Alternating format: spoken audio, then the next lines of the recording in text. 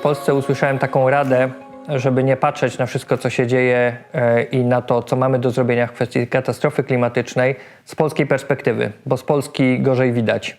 I zacząłem się zastanawiać, co sprawia, że gorzej widać, co sprawia, że nasze lokalne ograniczenia wpędzają nas w pesymizm związany z katastrofą klimatyczną, bo może gdzie indziej dzieją się już rzeczy na o wiele większą skalę i o wiele bardziej rokujące na przyszłość.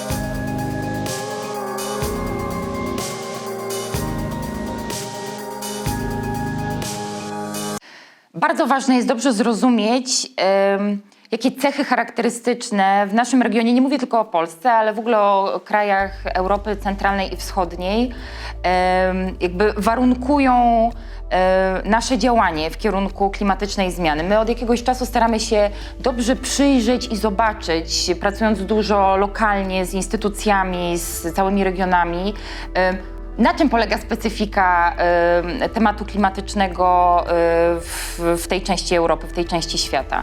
Zacznę od czegoś negatywnego, ale nie znaczy, że nie skończę na czymś pozytywnym, bo trzeba wiedzieć, od czego się odbić. I rzeczywiście razem z Ashoką robiliśmy takie badanie, które polegało na tym, żeby zrozumieć, co takiego się dzieje, że nie jest możliwe tak łatwo skalować, nie lubię tego słowa, rozszerzać dobre rozwiązania, sprawiać, żeby one rzeczywiście zadziałały, a nie tylko zatrzymywały się na poziomie fajnych pomysłów. I to badanie nam dało kilka takich wniosków, które cały czas w naszej pracy na rzecz klimatu towarzyszy. Najważniejsze jest chyba to nasze umiłowanie procedur. No niezwykle jest istotne, że w Polsce procedura jest jakby najważniejszym słowem i najważniejszym sposobem myślenia o tym, co my możemy zrobić. To oczywiście ma swoje funkcje. Lubimy procedury, dlatego że procedura pozwala nam pozbyć się odpowiedzialności, powiedzieć, jest napisane, że mam zrobić to, to i to, więc to zrobiłem, a dalej to ty musisz zrobić to, siam, to i owam to. Procedura więc nas jakby zakotwicza w teraźniejszości i w pewnych zastanych sposobach działania. Więc już mamy prostą odpowiedź, dlaczego tak trudno jest na dużą skalę robić inaczej rzeczy w kontekście, który uwielbia procedury. Ale te procedury i to umiłowanie to nie jest tak, że jesteśmy po prostu złośliwi i niekreatywni, tylko one są dla czegoś, one z jakiegoś powodu są nam tak bardzo potrzebne. My jesteśmy bardzo często, to są wszystko uproszczenia, ale one są ważne, żeby móc lepiej planować działania. My się bardzo boimy, że ktoś nas ukaże. To jest jakby nasz taki pierwotny lęk. Jeżeli wyjdę poza linię, to pani mnie skrzyczy. Jeżeli zrobię inaczej niż koledzy, to na pewno spotka mnie jakaś kara. To jest ten rodzaj myślenia, który rzeczywiście blokuje nas w takim naturalnym podążaniu do tego, żeby coś eksplorować, zrobić inaczej.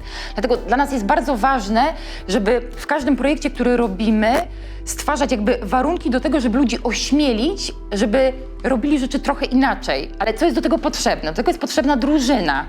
W pojedynkę nigdy nie zacznę robić inaczej. No wiadomo, że bicie po łapkach będzie bolało mnie bardziej, więc jakby zawsze trzeba zacząć od tego, żeby zbudować sobie jakiś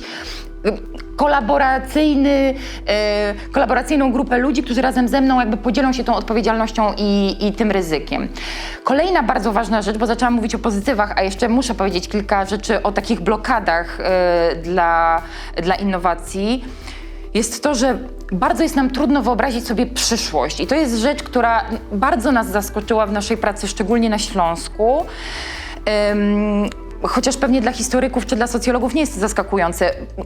Jakby zwrócenie do przeszłości, analizowanie przyszłości, wracanie do niej, zakorzenienie w teraźniejszości za pomocą tych procedur, o których mówiłam, i potworny lęk wyobrażenia sobie przyszłości, szczególnie przyszłości, nie wiem, odważnej, innej, ufundowanej na jakichś założeniach, które są trochę zaskakujące.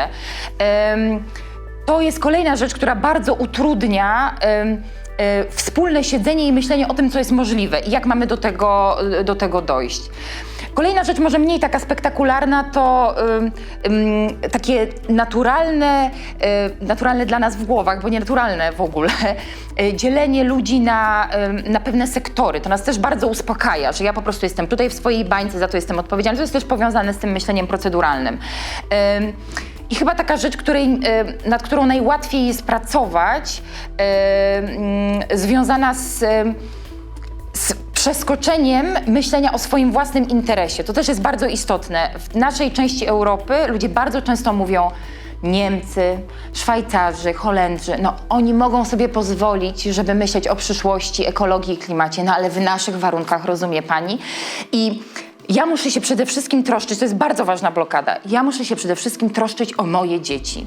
I to zablokowanie w takiej indywidualnej trajektorii, w losie, w tym zmartwieniu nad losem moim indywidualnych i mojej dziatwy, rzeczywiście bardzo często nas blokuje, żeby przejść do myślenia: hej, żeby moje dzieci miały sensowne życie, no to muszę się dogadać z moim sąsiadem, muszę zacząć rozmawiać z jakąś instytucją, a w ogóle to muszę wyjść z tego zasklepienia, z tej rodzinności i pomyśleć o tym, co moja wspólnota mogłaby zrobić.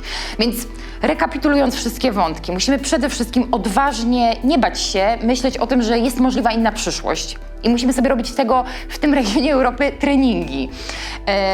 Muszę drobną anegdotę. Pamiętam, jak żeśmy pracowali z Baskami, którzy przeszli bardzo podobny proces transformacji z nieefektywnego modelu ekonomii do takiego, który jest nowoczesny i bardzo inkluzywny. I oni mi mówili: nam się udało dlatego, że nasi poeci, filozofowie, intelektualiści razem z nami wyobrażali sobie inną przyszłość. Jakby dawali nam słowa, dawali nam odwagę wyobrażenia sobie, że mimo tego, że teraz jesteśmy naprawdę w trudnej sytuacji, to może być inaczej. Jakby to ćwiczenie to jest pierwsze jakby zneutralizowanie bardzo ważnej blokady.